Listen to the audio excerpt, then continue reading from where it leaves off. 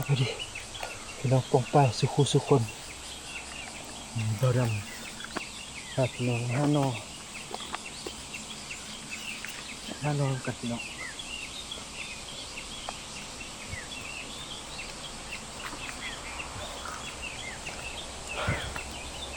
โอ้นอครับ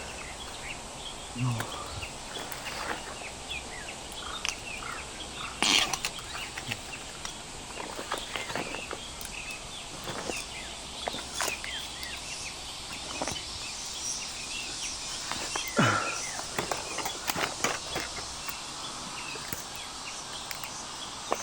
นอไปไล่อยู่พี่น้อง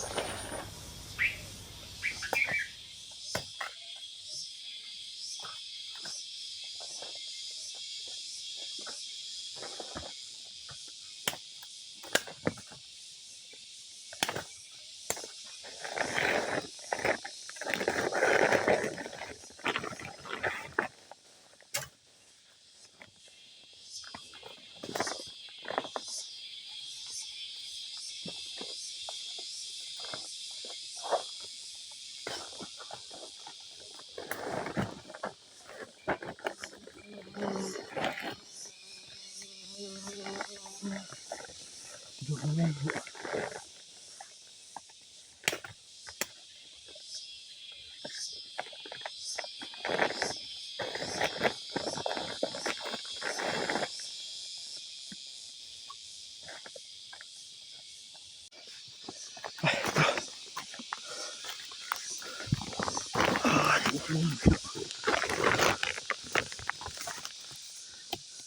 นอ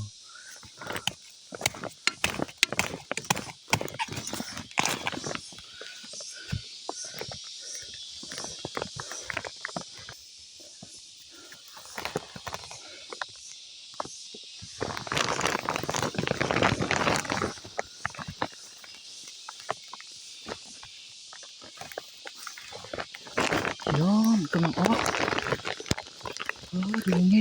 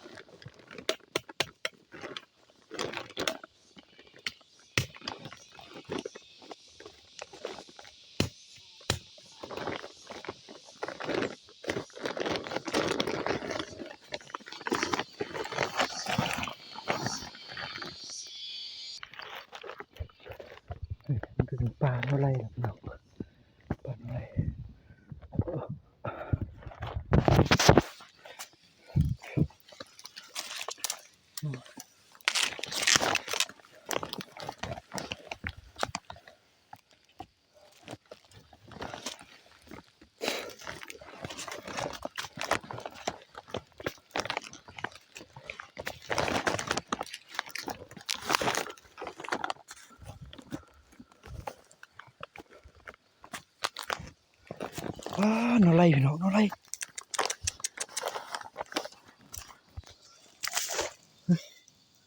นอไล่ครับนอไล่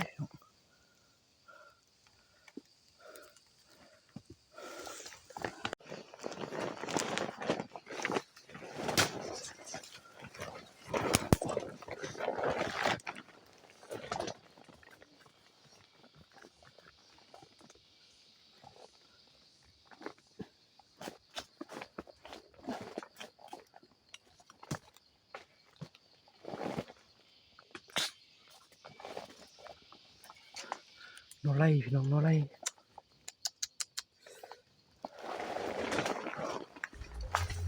เราดำไปเจอปลาทะเลเล็กสุ่ม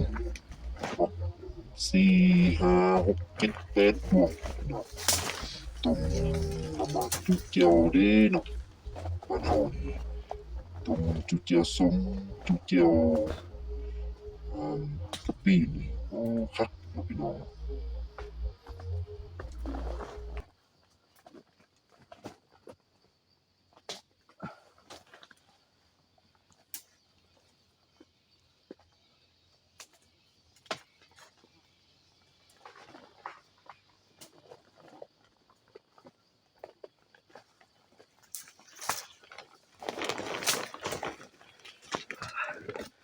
นอไล่พี่น้อง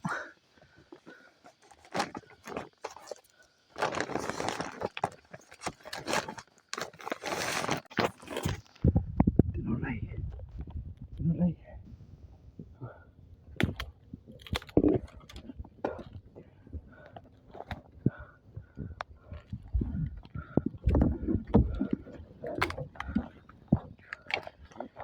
สู้ไปแล้ว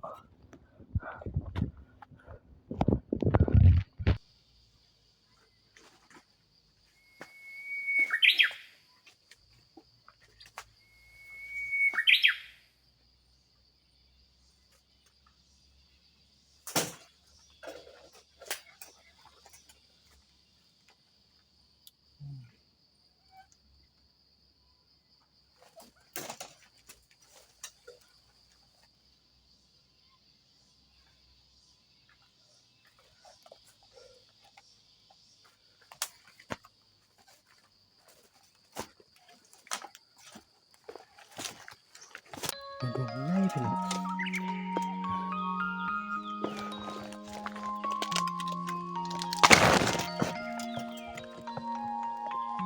โอ้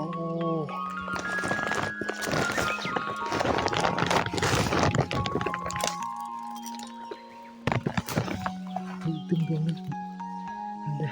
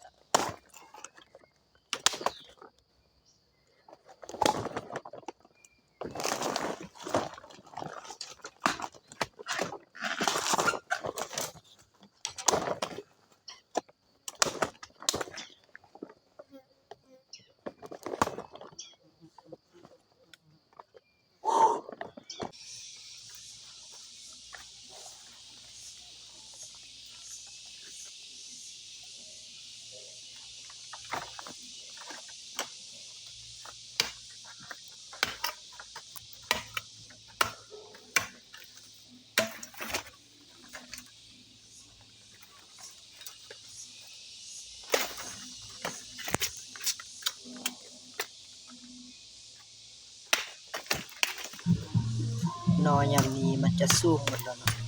บ่ดำมีแต่ซอกตัดเอาตัวสูงเพราะว่าสิเอามาเฮ็ดนอทงมันเลียนกันอยู่หั่นมันนอบ่ได้พี่นอบ่ได้บ่ดำนี่ตัดเอาปั๊มเอายามนี้เนาะมันจะสูงหมดแล้วนอต่ำก็บ่ค่อยมีแล้วนอสูงบ่ดำปั๊มเอาปั๊มเอาทำเฮ็ดนอทงนอส้มก็ได้อยู่พี่น้องนอส้มนอแซ่เนาะเฮ็ดได้หมดเลยเพราะว่าฮอดยามมันบ่มีนอมาเราสิได้กินนอดีเฮาไปเอานี่มากินเนาะเพราะว่าสิเฮ็ดนอทงไว้เนาะมันสิเฮ็ดได้เป็นปีเลยนอทงนอแซ่ก็คือกันเฮ็ดไว้เป็นปีก็ได้เนาะนอแซ่นอส้มก็เป็นปีเลย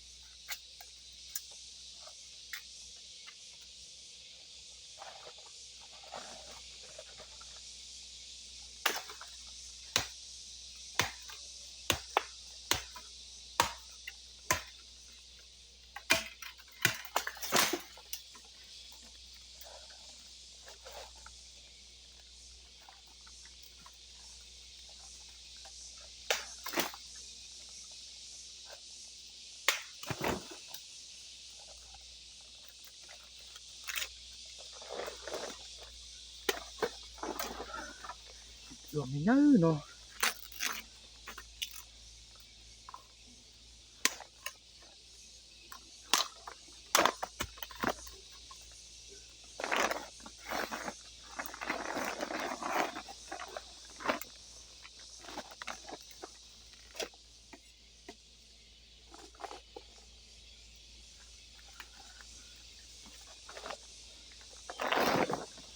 เต็มท่งเป่าอยู่ลุ่มเป่านึงเดี๋ยวจังได๋เบาดำขึ้นต่ออยู่เทิงเป็นนึงแล้วเบาดำก็สิกลับแล้วเดี๋ยวเบาดำสิขึ้นมาอยู่เทิงเป็นนึงชั่วโมงแล้วเบาดำก็สิลงไปแล้วบ่ดำสิย่างขึ้นมาเอาซุ่มอยู่เทิงนั้นตึมซุ่ม1 2ซุ่มแล้วบ่ดำก็สิกลับแล้วเพราะว่านอมันก็เต็มท่งแล้วเอาไปใส่เป้าครับก็บ่ได้เต็มเป้าเลยเป้าว่าบ่ดำไว้ลุ่มบ่ดำสิไปเอาตึมหน่อยนึงแล้วบ่ดำก็สิลงมาเพราะว่ามันบ่มีบ่สิใส่แล้วนี่บ่ดำก็ยังย่างขึ้นมาเอาซุ่มทางหน้ากับซุ่มทางข้างแล้วก็บ่ดำก็กลับลงไปแล้ว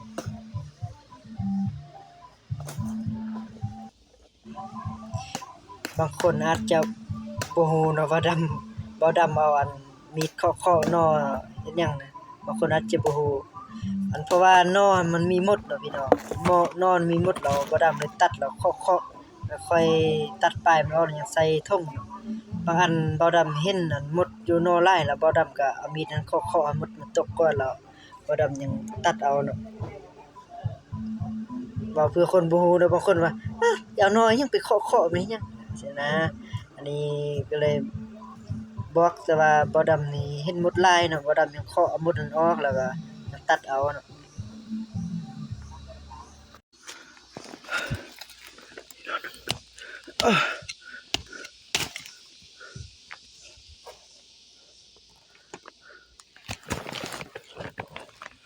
นอนนึงเนาะ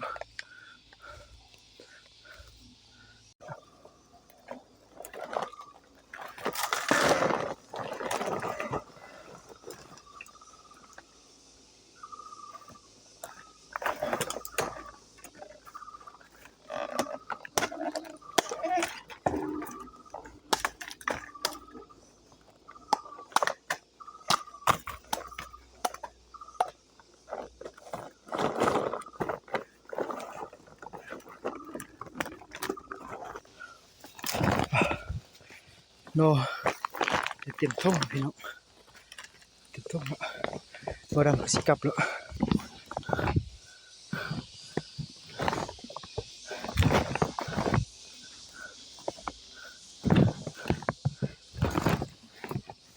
น่ะไปกลับละนอได้เป่านึงแล้วพี่น้อง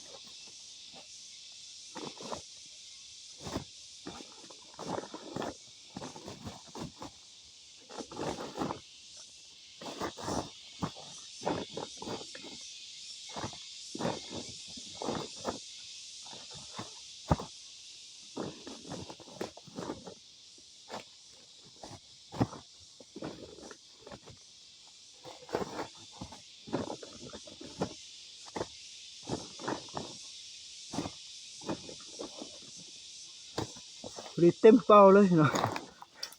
เต็มเป่าแล้วมีผู้เบาดำก็จอกเสือมามัดแล้วก็จีลงไปลุ่มละ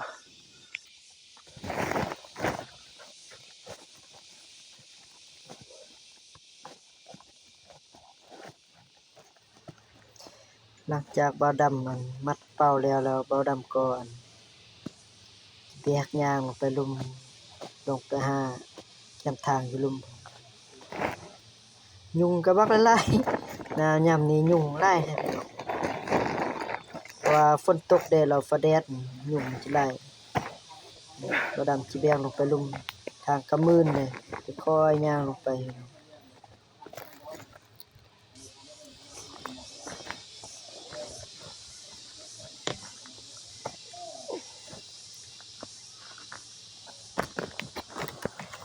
ฉะนั้นมันจะเป็นปลาน้อหมดเลยพี่น้องทางข้างนั้นเป็นปลาน้อหมดทางหน้าก็เป็นปลาน้อเพราะว่าทางลุ่มมันเป็นปลาแก่ไล่แล้วนอมันจะบ่ค่อยออกเนาะทางถึงมันจะเป็นปลาอ่อนบ่ดำเห็นห้อยเก็บเอาห้อยตัวนึง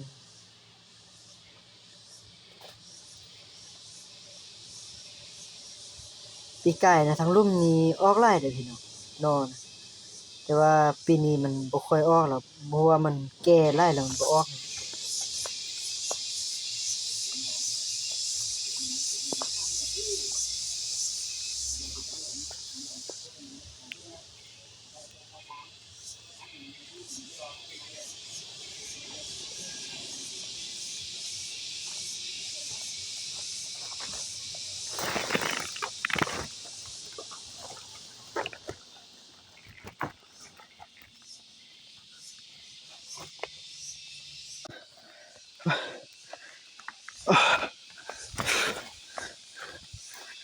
พี่น้อง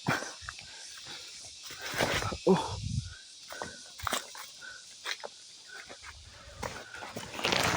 ฟ้าบ่แดดนี่ทางบนนี้น่ะบักมืดๆเด้อพี่น้องเดี๋ยวนี้บ่ดำสิมาฮอดทางรถแล้วนี่เพราะว่ามันมีรถจอดอยู่ทางลุ่มทางเดี๋ยวบ่ดำก็สิลงไปฮอดลุ่มไปหารถแล้วก็ ขอขอบใจเด้อพ่อแม่พี่น้องที่ติดตามฝากกดไลค์กดแชร์กดให้กำลังใจบ่าวดำเฮ็ดคลิปต่อไปเด้อพี่น้องเด้อขอขอบใจ